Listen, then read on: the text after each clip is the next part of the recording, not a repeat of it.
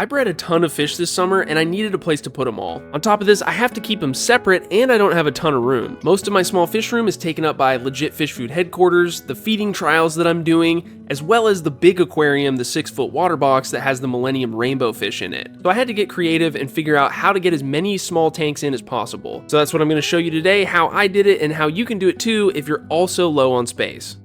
Does anybody know how I'm going to save my raptor? Because at this point, if I don't cover him in like 10 coats of polyurethane, all of his paint's going to fall off and I'm going to be really mad. I don't know. Think about it. I'll ask you later. I'll have to get him out of the way in a second here, but big shout out to Boost Plant for hooking it up with all of our 5T aquariums. We're going to get this portion of the room all situated today. If you didn't see the guppy video last time, go check it out. It'll explain a lot more about why we're doing what we're doing, but you're going to see it all in this video anyway. First things first, guys, we got to ditch the lab coat because it's hot in here. We got to move a ton of stuff around, including the raptor. We also need to move these 2 guppy tanks that have been here. Here's a quick shot of some babies that came from the red dragons from the last video. I also need to find them a better home for them to grow out in, but until then, we're just going to start here draining these 2 tanks down. Pretty self-explanatory, just so we can move them. Here's me classically spilling a bunch of water in the process. Look, so this is an Imagitarium, how do you say that? It's the Petco brand of stand. It's this cheap metal one, but I actually really recommend these. So the bottom portion of it is roughly the same dimensions as the top, so these 5-gallon rim tanks are actually going to sit on this directly and be perfect. It's also going to help to increase the amount of space if I do a 2-level thing here. I have a bunch of guppy fry from a previous spawn, all from the same mom, that we're going to put in one of these tanks, and the metal tails are also going to stay down here for the time being. We'll come back to this bottom shelf a little bit later, but we got to open up some new tanks. So again, these came from Boost Plant. They sent these out to me. I asked them for a little bit of help here. I wanted some rimless tanks for this,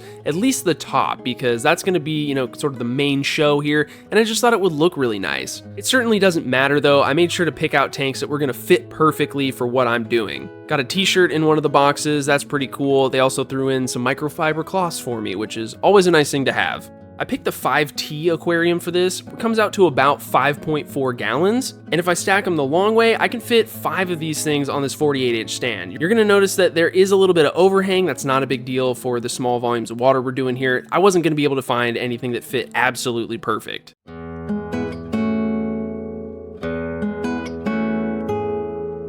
Once I had 4 of these things in place, I forgot that we have these little leveling mats to put on, and these aren't super vital for, again, the smaller volume, but we want to use what we have here, and it just also looks a little nicer. So we got those put into place. I got all 5 of the tanks up and just tried to get them as close to each other as possible. There's a little bit of an issue here with that later, you'll see, but wanted these things to be super lined up and looking clean. Double checked, made sure everything was level before we put water and substrate in them. Speaking of substrate, I'm using a bunch of Monterey Beach sand. A trick here to make sure that you don't have cloudy aquariums is to just wash it out really, really good. So you can see me doing that here with some of the finer stuff. I had to mix sands, not in each tank, but you'll see I moved some to try and just make everything look good. We have some coarser stuff, some finer stuff. At the end of the day, it doesn't really matter. I'm just trying to maximize the vanity of this whole thing. So I also use my 2,000 milliliter bucket scooper thing to make sure we had the same amount in every tank. So if you guys saw the last video, you know that we talked about remineralizing water, how to make the magic guppy water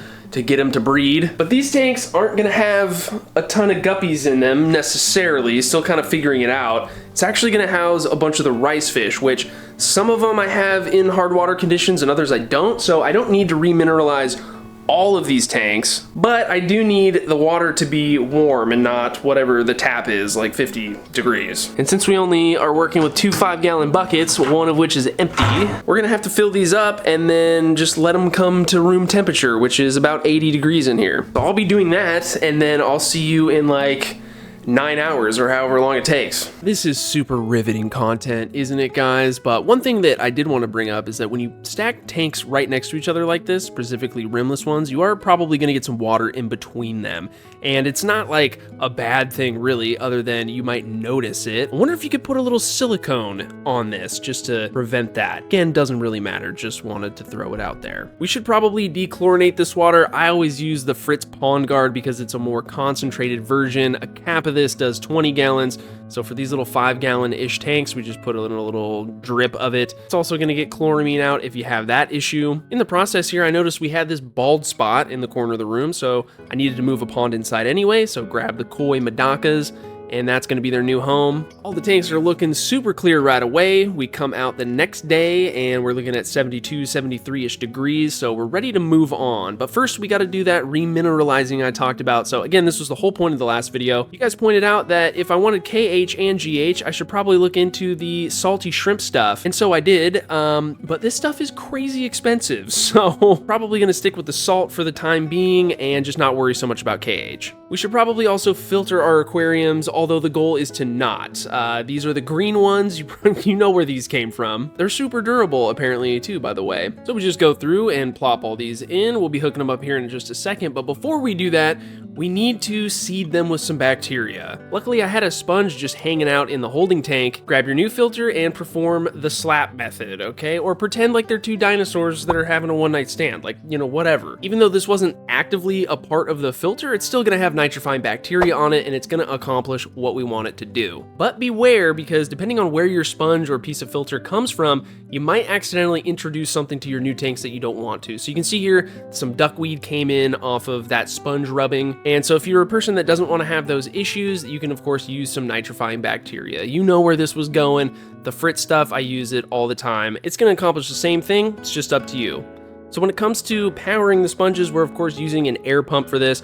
And I just think this is the best way to do it, right? Like if we had to have 5 HOBs plugged in, it would be super annoying. So I have these really cheap like gang valve things. I think that's what you call them. We're gonna go through and we're gonna plug in little pieces of airline tubing to our sponges and then rope them back to that valve. I will say that these things are kind of annoying unless you have like a really strong pump. It's going to be tough to get the same amount of flow into each sponge filter. So I did my best here. It's not perfect. The flow isn't super great. It's probably a little bit less than what most people would want, but I don't really care that much. I'm not super fixated on the filtration here. I know whatever amount of flow I have going in here is going to accomplish what I need it to do. A few weeks before this point in the video, I got some new rice fish from my buddy Jackson over at the Medaka lair. I messaged him, we kind of met each other, and I said, hey dude, I really want some orange rice fish, and he sent me a couple other things that we got to highlight here. It also is relevant to why we had to set up more tanks. He also has his own food, Beefy Breeder, which I totally respect. I think that's awesome. He sent me 2 types of rice fish, the orange ones that I wanted, but also these Yokozuna Midnight Lames. Here are the orange ones that I was originally only trying to get. They're called Yokihi Medaka rice fish. I really wanted the orange ones because I think they're just gonna look super good in the pond setting next summer. So I just did all of the normal, boring acclimation stuff that you've seen me do like 100 million times. Once they were temperature acclimated, we got them into their little bins here. We're gonna hold them in here for a couple more days, and actually that turned into a couple weeks, unfortunately, but it's all good. The rice fish can take it. These Yokihi are super pretty, even fresh out of the bag. And then the Yokozuna Midnight Lames are just awesome. My understanding is that he created this fish. Take a look at him under the sun. You can see that sparkle. That's what the lame is, meaning rainbow, I think. I'm still learning a lot of the lingo here, forgive me. But we just got him hooked up like all the other rice fish that we have in the fish room. Put some Sylvinia in there, threw in a breeding mop, not to try and collect eggs or anything, but to just make them feel a little bit more comfortable, something that they're used to probably. And these rice fish, you know, they kind of look like whatever from the side, but they're not meant to be viewed like this. You'll see a really cool shot of the Yokozuras here in a second when we transfer them in, but they're awesome fish. In the meantime, I just did like 50% water changes on these 2 tubs, even though throughout the whole 2 weeks that they were in here, it wasn't enough time for them to really build up any type of nitrogen whatsoever. I used the guppy water for the water changes because they originally came from a hard water environment. That's just how Jackson keeps them. That brings us back to present day, and the Yokihi orange rice fish are going to be the first ones to enter the new tank. I didn't quite do the math there on water volume, so just scooped them in at the end there. But let's take a closer look at the Yokozuna. Zoom in on these guys. They've had a chance to de-stress. You see one's carrying eggs, but look at all of the shiny on the top of them. They're gonna look so good in the pond next summer. I grabbed some Sylvinia from the big tank just to make them feel a little bit more comfortable. I pretty much always do this, not even just for new fish. Double check some water chemistry on the next tub. These are the koi Medakas that I bred this summer. Just want to make sure we're putting them in and everything is going to be cool. It's not going to be a stressful situation like this dumping of them in. There was too many babies in here. This is just how I had to do it. Made sure to drain the water down this time. Same thing for the platinum rice fish. Again, just too many tiny babies. It would take forever to net them. So this was just the best way to do it. And they're going to get quite a bit of water that they're used to. I'm not really concerned about all of the junk that's ending up in here. Not a big deal. It's just going to help to build the environment. So we do that with the remaining tub being the black Medaka rice fish. I also had a handful of larger juveniles to add with them. And just like that, we have all the fish in all 5 of the top tanks. Finally, we got that all done, but we have some more fish. We have what I thought were the minnows. We have a couple more tubs, and so we need to do a little bit more work down at the bottom.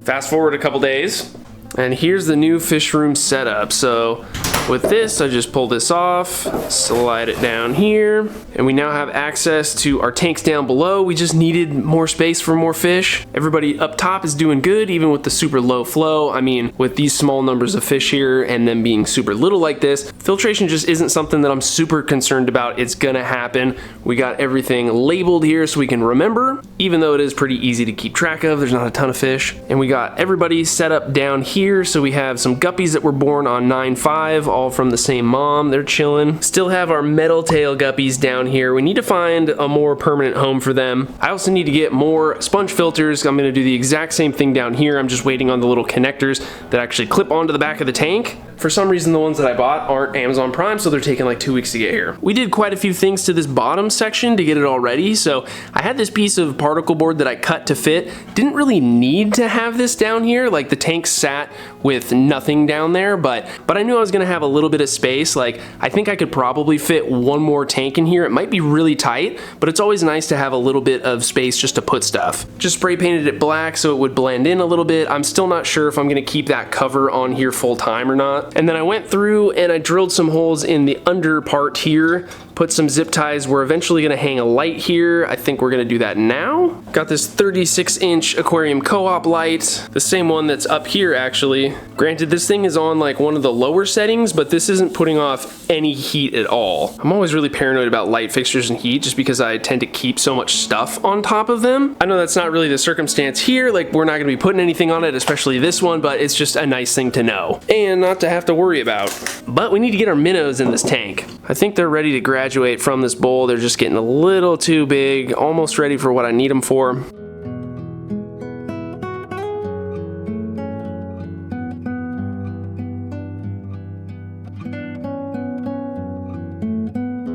I pulled the water level down in this tank because I think what I'm going to do is just add as much of the bowl water as possible. Try and leave out like the detritus and all the junk and snails down at the bottom. It's going to be impossible to keep everything out, but it doesn't really matter. It's fine if anything ends up in here. I got to be really protective of these minnows, and I think by doing a big water transfer is just going to be the best way to do it. Yo, am I a crazy person, or are these all just platinum rice fish? There's no way though. I mean, those look like they're platinum rice fish. Because I know these are. I mean, that's for sure. But so these fish that I thought were minnows, they came as a surprise in the bowl outside that we just left all summer that didn't have any fish in it. We just took a big handful of Sylvinia, and I thought we took that Sylvinia from the minnow pond, which, I mean, doesn't have any rice fish in it. I have another bowl over here with a handful of small fish doing the same method where I take Sylvinia from the minnow pond, put it in here, wait, and then I end up with fry. I'm trying to think back to the summer, like what could I have done? I could have taken Sylvinia from the rice fish pond, put it into the minnow pond, not really thought about it, not remembered, and then when I was taking all that Sylvinia from the minnow pond, it just carried rice fish eggs over? I'm kind of tripping right now. Water's a little cloudy for some reason. I just fed these guys throughout the top. I don't know, man. These are looking like platinum rice fish to me. What the heck? Okay, well, next week we'll have a conclusion, hopefully, to this. But we got the light all put in place, so, I mean, just zip ties, guys. It's not beautiful. Still got to do a way better job of cable management and figuring stuff out, but I just wanted to get this portion of it done. Still quite a few things to do, you know, getting the sponge filters and everything hooked up to these tanks, but I guess the new light actually has, like, the amount that it's dimmed on it, which is new. Like, I have an older light over here doesn't have that. Kind of a cool added thing. I like that. We're gonna keep it low, probably 20%. And then if we want, we can always hide this portion. Haven't decided if we're really even gonna do that. I'll probably just leave this off for a little while. Don't wanna forget about our fish down here. I mean, if these were minnows, they should start to be getting a little stripe on them. I mean, I know what the minnow fry look like. I just never got to see these guys from the side, so I just assumed that based on like the geography of where we got the plants from, that they had to be the minnows, but I don't know, I must have mixed something up. That's super disappointing, but I'm not gonna be too bummed out because if, you know, we got a bunch more platinum rice fish, we'll just add them up here to our dudes and dudettes that are chilling in here. I mean, free fish that you bred yourself are free fish that you bred yourself. So I can't be too bummed out. That just kind of sucks though, man. I thought we had a bunch of minnows. I'm crossing my fingers though because these have to be minnows. I mean, there's way less of them and already they're starting to kind of look like, I don't know. I know you can't really see because the camera is gonna be shaky and hard to focus, but these have to be minnows. I'm gonna keep these in this little bowl for a little bit longer. It's got some really nice green water in here. They're gonna do super good, but at least a portion of these have to be golden white cloud minnows, I swear, or else I am actually crazy. So as I'm sure most of you guys know, this is a type of fish keeping that I haven't ever really done before. My hobby's pretty much always been bigger tanks that are, you know, the goal is the aquascape, and that's something that I still do really enjoy. I just don't have the room right now to be doing a bunch of, you know, 50-gallon aquascape tanks and getting the rice fish addiction thing going. This just made sense. I know it's not the fanciest setup in the world. It's not like a no-tech system, but it is pretty simple. This is as big as it's gonna get. Like, I'm not gonna be expanding this over here. We are gonna be getting back to the escape stuff with this guy. I know I've been saying that for forever, but it will happen eventually. Something that I started to learn kind of over the summer of this beginning to happen is that the, you know, more fish you have, the more time you have to spend feeding them. Especially with smaller fish, you know, when you're trying to grow them, you have to feed them very frequently. So you can get away, I mean, you can feed them once a day, they're just not gonna grow as fast as if you feed them 4 or 5 times a day. I try and meet it in the middle and do like 3 feedings a day for the smaller fish. And I think I can, you know, I could probably do more, but that seems to work out with me and my sanity. When it comes to feeding like the super tiny baby rice fish and what we thought were minnows, I'll feed them pretty much any super tiny powdered fry food that's popular that you can find anywhere. It's not gonna be the highest quality food out there, but for what we want it to do, which is just grow the fish, they're all suited for growth. So super high protein, and it's just gonna be super tiny pellets that the fish can eat. That's the most important thing because legit fish food doesn't have a powdered food yet. We're working on that. If you grind up the nano food really good, it's gonna work for the guppies because they're a little bit bigger. But one of the main points of legit is that you don't have to finger grind it. Like, it's for specific sizes of fish. When the fish start to get a little bit bigger, like some of these midnights over here, and you know, like the fish that we got from Jackson, we can switch over to the legit nano, which is getting pretty low in stock, by the way. One of the really cool things about my food is that you don't have to feed it quite as much as pretty much any other processed fish food. It's for a couple different reasons, mostly because it has more calories than other foods. It basically just means you don't have to feed as much food to your fish to get the outcome that you want. What I've been learning is that developing fish, I mean, you can just feed them in an infinite amount of food. You can turbo grow really small baby fish. That's a method that some people like, other people don't, because, you know, you're probably limiting the life expectancy of your fish. But that's a whole nother complicated story. That's not the point of today's video. Just wanted to let you guys know when this runs out, we probably won't have any new stuff for a month, maybe a month and a half, unfortunately. So if you need some of that or any of the other foods, or your fish are just hungry, go check it out. So that's the update on the fish room, the fish farm, whatever we're calling this thing. I don't know what the title's gonna be, but I'm sure some of this will match up at least. Thanks for watching me build out this little thing today. It took probably about a week and a half in all reality, and feel free to point out any of the mistakes I made, like not putting check valves in any of the airline tubes. Probably should do that, but we'll get to it. Thanks again for watching, guys. We'll see you in the next one.